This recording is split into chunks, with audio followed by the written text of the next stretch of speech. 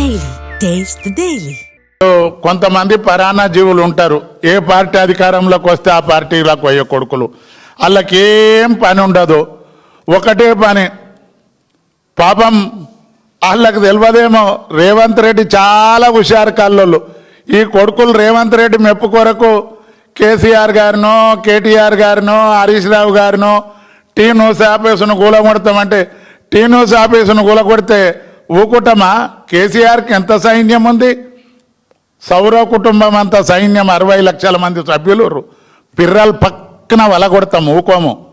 ఆ పొక్కిడి మాటలు మాట్లాడుకోవాలి. నీకే కూలగొట్ట, నీకు వస్తాదిరాబాయ్. మరి నువ్వు కూడా ఇంట్లో పనిచేసినావా? 5 ఏళ్ళు 10 ఏళ్ళు ఆయలేం ఏం గడ్డి కోసినావా? నువ్వు కట్టలు కట్టినావా? ఆయన నువ్వు కూడా చేయాలిగా. నిన్నేదో కుక్క వాగినట్టు వాగుతూ ఉండే అసొంటి కొడుకులై నువ్వేం చేసినా పాపం పెద్ద అయినన్న దయదలిచేమన్నా చూసేదేమో. కానీ రేవంత్ రెడ్డి కూడా టెలిస్కోప్ పెట్టి చూస్తాడు. కొడుక మిమ్మల్ని ఏం వదలడు. ఎన్నికలు 3 నెలలు ఉందనగా రేవంత్ రెడ్డిని కూడా బూతులు తిట్టిన కొడుకులు ఇవాళ మళ్ళీ పోయి రేవంత్ రెడ్డి బెల్లం పెట్టుకొని చెప్తావుర్రు. అవి రేవంత్ రెడ్డి ఏం నమ్మడు.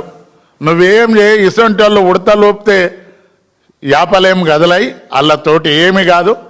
ఖచ్చితంగా ప్రజాబలం ఉన్న నాయకుడు కేసీఆర్ గారు. ప్రతిపక్ష నాయకుడిగా ఆయన 2 సంవత్సరాలు ఎంత ఉందాగుండి గవర్నమెంట్ని ఒక్క మాట అనలే.